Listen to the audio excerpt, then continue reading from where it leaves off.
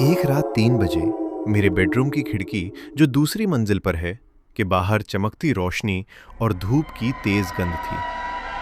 मैं बाहर आ गया था और मैंने अपनी माँ को जगाया, जो अब तक की सबसे शक्की शख्स है, और उनसे खिड़की बंद करने को कहा। और मुझे ये भी याद आया कि ये खिड़की मैंने बंद भी की थी, लेकिन मैंने इस पर ध्यान नहीं दिया। पहले तो वो नींद में बड़बड़ाई और उसके बाद उसने फिर से खिड़की बंद कर दी। अगले दिन जब मैं सुबह उठा तो मुझे रात की बात पर हंसी आई। मुझे लगा कि ये एक कल्पना थी। मैं बाहर आया और माँ से इसके लिए क्षमा मांगी। समय बीता। अब उस घटना को करीब 5 साल हो गया था। मुझे एक बहुत ही खूबसूरत लड़की से प्यार हो गया था। मैं आज उसके साथ डेट पर था। वो बड़ी ही खूबसूरत दिख रही थी। उसका नाम शमा था।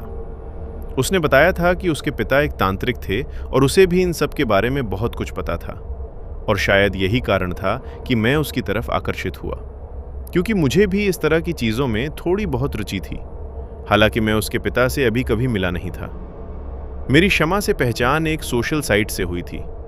बातों बात में उसने बताया कि हाल ही में उसकी दोस्त मोनिका कहीं बाहर गई थी, तो वो उसके घर पर रुकी थी और उसे वहाँ पर कुछ पैरानॉर्मल एक्टिविटीज़ महसूस हुई। मैंने जब मोनिका से इस बारे में बात की तो उसने बताया कि हाँ, कुछ दिन से वहाँ कुछ डरावना हो रहा है। तब मैंने कहा कि ठीक है, मैं इसे ठीक कर सकती हूँ। इसके लिए मुझे कुछ सामान चाहिए। लेकिन अगले ही दिन मोनिका की मृत्यु की खबर आई और मैं उस घर को छोड़ दिया। अभी सुना है कि उस घर में अब कोई नहीं रहता है। क्या आप उस घर पर चलना चाहेंगे? ये बहुत ही रोमांचकारी होगा, शमा ने कहा। क्या तुम पागल हो गई हो? ये सच है कि मैं इन सब चीज़ों में इंटरेस्ट रखता हूँ, लेकिन मैं इसे लेकर पागल नहीं हूँ, मैंने कहा। अरे यार, मैंने तो झूठ बोला था। उस घर में कोई भूत वगैरह नहीं है, लेकिन वो रूम अभी खाली है और वहाँ हमारे और तुम्हारे अलावा और कोई नहीं होगा। क्या ख्याल है? शमा के इस कातिलाना अंदाज पर मैं फिदा हो गया और वहाँ जाने को तैयार हो गया। जब मैं घर पर पहुँचा तो मुझे एक अजीब सा एहसास हुआ, जैसे कोई मुझे चुपके से देख रहा हो, लेकिन मैंने इसे भ्रम समझा और अंदर गया। यार, ये रूम कितना मनहूस दिख रहा है। कितने दिनों से खाली है ये? मैंने शमा से पूछा। बस कुछ दिनों से ही, शमा ने छोटा उत्तर दिया। हम बेडरूम में आ गए थे। हमने वहां एक लंबा किस किया। तभी मुझे हाल में किसी के चलने की आवाज सुनाई दी। ये भ्रम नहीं हो सकता, जरूर यहां कुछ है, मैंने सोचा। मैं चुपचाप बेडरूम से बाहर आया और धीरे से हाल में झांका, लेकिन वहां कुछ भी नहीं दिखा। मैं गेस्ट रूम में भी देखा, लेकिन कोई नहीं था।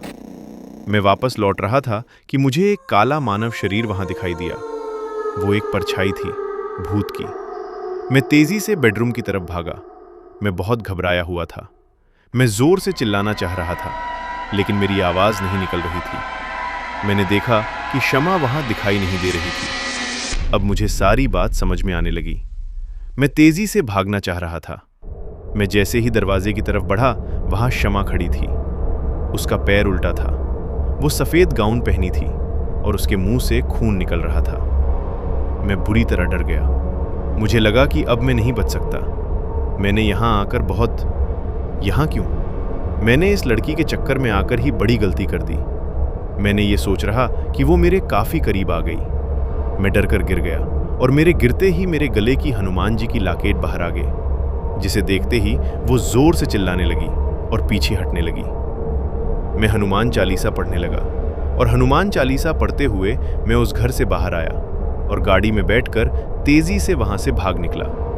मैंने सोचा, आज मुझे नया जन्म मिला है। मैंने अपना सोशल साइट्स का अकाउंट हमेशा के लिए बंद कर दिया।